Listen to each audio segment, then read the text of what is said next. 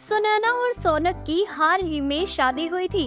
शादी की सभी रस्में और पटफेरे करके सुनैना ससुराल लौट आई थी। सुबह सुनैना जल्दी उठकर घर के काम करने लगती है। नहा धोकर किचन में आती है और गैस पर चाय चढ़ाकर नाश्ते में सबके लिए पोहा बनाने लगती है कि तभी उसकी सास विमला किचन में आती है और अरे बहू, क्या कर रही हो ये सुबह सुबह? माँ जी, वो सबके लिए चाय और नाश्ता बना रही हूँ। अरे अरे अरे, चाय कितनी उबल रही है, जल्दी गैस बंद कर दो। अरे नहीं नहीं माँ जी, रहने दीजिए। चाय जितनी अच्छी उबलेगी उतना अच्छा स्वाद आता है। अरे रुको, मैं ही कर देती हूँ। यह कहकर विमला गैस बंद कर देती है। अरे अरे माँ जी, अभी तो उसमें दूध डालना था। अरे चाय का क्या है, एक उबाल आ जाए तो गैस बंद कर देना चाहिए। ज्यादा उबाल कर क्यों फालतू गैस को जलाना? लेकिन माँ जी, दूध तो डालने देती। अरे हमारे यहाँ चाय में एक उबाल आने के बाद गैस बंद करके उसे कप में डालने के बाद ऊपर से दूध डालते हैं, समझ गयी? सुनैना उसे कुछ नहीं कहती और पोहा बनाने के लिए पोहा भिगोने लगती है। तब अरे अरे, ये क्या भिगो रही हो अब माँ जी, गाना नाश्ता बना रही हूँ। अरे तो पोहा बनाने की क्या जरूरत है? तुम्हारी शादी के लिए चिवड़ा बनाया था, वही खा लेंगे, उसमें भी तो पोहा ही होता है। और तुम्हारे मायके वालों ने कितना कुछ भेजा है, फरसान, गुजिया, कचौरियाँ, सेव, मठरी, पूरियाँ, वो सब भी तो है। अब रोज वही खा लेंगे, नया कुछ बनाने की क्या जरूरत है? लेकिन माँ जी।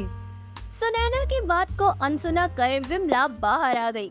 विमला की बात सुनैना को बहुत अजीब लग रही थी। सुनैना के मायके में सुबह का नाश्ता पेट भरकर करने की आदत थी और ये सूखा नाश्ता सुबह के वक्त सुनैना को बिल्कुल पसंद नहीं आता। फिर भी नई नवेली दुल्हन बेचारी चुप हो गई और सबके लिए चाय लेकर बाहर आई। सुनैना ने चाय का एक ही घुट पिया था और उसके मुंह का स्वाद बिगड़ गया था। वो चाय बिल्कुल फीकी थी और सुनैना को कड़क चाय पसंद थी। चाय पीने के बाद अरे बहू, कितनी शक्कर डाली है तुमने चाय में? कितनी मीठी चाय बना दी। जी माँ जी, वो हम चारों के हिसाब से 8 चम्मच डाली थी। क्या 8 चम्मच? हमारे यहाँ इतनी मीठी चाय कोई नहीं पीता। कल से सिर्फ 3 चम्मच शक्कर डालना। शक्कर कितनी महंगी है पता है ना? इतनी शक्कर रोज चाय में डालोगी तो घर का दिवाला निकल जाएगा। दोपहर के खाने के समय सुनैना रोटियों का आटा गूंद रही होती है। तब विमला उससे बोलती है, अरे अरे बहू, ये कितना आटा गूंदा है तुमने? कितनी रोटियां बना रही हो? जी हम सबके लिए इतनी तो लगेगी। अरे नहीं नहीं, शौनक और उनके पिताजी तो 2-2 रोटियां खाते हैं और हम दोनों सिर्फ एक। सिर्फ 6 रोटियां बनाओ, इतना बनाने की जरूरत नहीं है। और हाँ, बाकी का बचा हुआ आटा फ्रिज में रख देना, कल उसकी रोटियां बना लेना। सुनैना को विमला की बात खटक रही थी, फिर भी उसने चुपचाप 6 रोटियां बनाई। दोपहर को सबने खाना खा लिया और अगले दिन मोहल्ले की कुछ औरतें विमला से मिलने आई। सुनैना ने सबको पानी दिया और सब औरतें सुनैना की खूबसूरती की खूब तारीफ करने लगी। जिसके बाद, अरे सुनैना, बहू लेकर आई हो, वो तो मीठा कराओ, चाय तो पिलाओ। हाँ हाँ, क्यों नहीं, मैं अभी कुछ मीठा बना कर लाती हूँ। सुनैना किचन में चली जाती है और विमला उसके पीछे पीछे जाती है। कुछ बनाने की जरूरत नहीं है, शादी की बची हुई मिठाई है, वही दे देते हैं। सुनैना ने बाहर आकर सबको मिठाई दी और कहा कि चाय पत्ती खत्म हो गई है, इसीलिए चाय नहीं बन सकती। और औरतें मिठाई खाकर चली गई। और उसके बाद, अब माँ जी ये क्या है, आप इतनी कंजूसी क्यों करती हैं? अगर वो औरतें चाय पी लेती तो कौन सा आसमान टूटने वाला था? हर बात में कंजूसी। विमला को सुनाकर सुनैना कमरे में चली गई। उसकी बात का विमला को कोई फर्क नहीं पड़ा। कुछ दिनों बाद दोनों चप्पल खरीदने के लिए दुकान में गई। सुनैना ने 500 रुपए की चप्पल निकाल ली। तब, अरे इतनी महंगी चप्पल बहू, इस दुकान में तो बहुत महंगी चप्पलें हैं। चलो तुम्हें सस्ती चप्पल दिलाती हूँ। चप्पल के भी कभी 500 रुपए होते हैं क्या? अब माँ जी 500 नहीं, 5000 की भी बिकती है चप्पल। लेकिन आप जैसे कंजूस क्या जाने। अरे लेकिन चप्पल 500 की हो या 100 की, पहनी तो गाँव में ही है, उसके लिए इतने ज्यादा पैसे क्यों देने? सुनैना ने विमला की बात नहीं मानी और वो वही चप्पल खरीद कर ले आती है। रास्ते भर विमला सुनैना को कोस रही थी कि बहुत ही ज्यादा पैसे जो खर्च कर दिए थे उसकी बहू ने। तभी एक आदमी हाथ गाड़ी पर चप्पल बेच रहा था। विमला उसके पास जाती है और 100 रुपए की चप्पल खरीद लेती है और सुनैना को ताने मारने लगती है कि उसे मोल भाव करना और खर्चा करने का कोई हिसाब किताब नहीं है। अगले दिन सुनैना सब्जी वाले से सब्जी खरीद रही होती है तब। अरे बहू, इतनी ज्यादा सब्जी क्यों खरीद रही हो? इतनी सब्जी खरीदने की कोई जरूरत नहीं है। माँ जी, मैं भरवा भिंडी और दम आलू बनाने वाली हूँ इसलिए। अरे एक टाइम के खाने के लिए 2-2 सब्जियाँ कौन बनाता है? तुम्हारे मायके में चलता होगा ये सब, यहाँ नहीं चलेगा। यहाँ तो एक वक्त पर ही सब्जी बनती है। आई बड़ी 2-2 सब्जियाँ बनाने वाली। तभी एक फल बेचने वाला वहाँ आता है।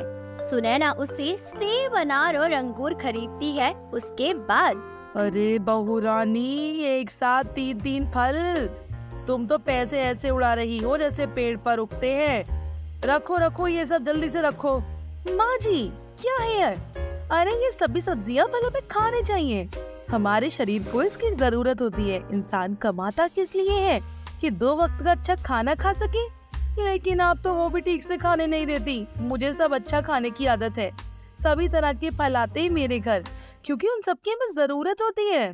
यहाँ तो चाय भी ढंग से पीने नहीं देती। आपको दिखाई नहीं देता शादी के बाद मेरा वजन कितना कम हुआ है? अरे वजन कम होना तो अच्छी बात है। कितनी ऐसी औरतें हैं जो वजन कम करने के लिए डाइटिंग करती हैं। तुम्हें तो जरूरत ही नहीं है, पहले ही कम खाने से अपने वजन को कम हो जाता है। अरे मुझे वजन कम करने की कोई जरूरत नहीं है। आपके घर में मेरा पेट तो बढ़ता रही, वजन क्या खाक बढ़ेगा, कंजूस कहीं की। आसपास खड़ी मोहल्ले की औरतें उन दोनों की बातें सुनकर हंसने लगती है और कहने लगती है। लेकिन विमला को कुछ फर्क नहीं पड़ा।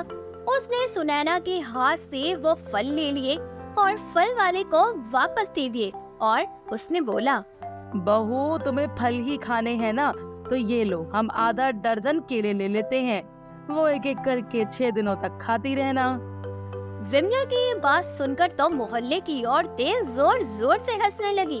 सुनैना गुस्सा होकर घर में चली गई। उसी शाम विमला सेल से कुछ चीजें लाने के लिए मार्केट गई थी। उसे थोड़ी कमजोरी महसूस हो रही थी, इसीलिए सुनैना ने उसे ऑटो करने को कहा। लेकिन पैसे बचाने के चक्कर में विमला चलकर ही जा रही थी।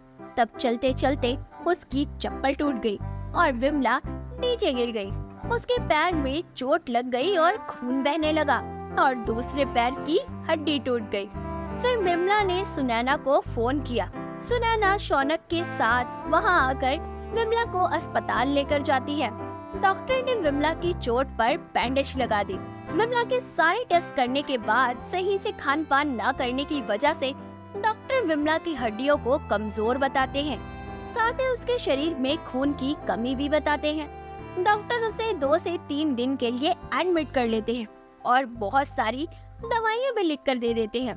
उस हालत में भी विमला सोनक को भर्ती ना होने के लिए बोल रही होती है। तभी सोनक बोलता है, माँ अब बस कीजिए, बचपन से आपकी इस कंजूसी को झेलता आ रहा हूँ। सुनैना ने मुझसे कितनी बार कहा, लेकिन मैंने आपकी बातों पर ध्यान ही नहीं दिया, क्योंकि मुझे लगा आप कभी तो सुधरेंगी। लेकिन नहीं, आप तो कभी सुधर ही नहीं सकती। आज आपकी ये जो हालत है उसकी जिम्मेदार सिर्फ आप ही हैं। आपने ना खुद कभी पेट भरकर खाया और ना ही हमें खिलाया। ना घर में फल लाती थी, ना ज्यादा दूध, ना ड्राई फ्रूट्स। हम इतना अच्छा खासा कमा लेते हैं, लेकिन आज तक खाने को हमें कुछ भी नहीं मिलता। इतने पैसे बचाकर माँ आप क्या करने वाली थी?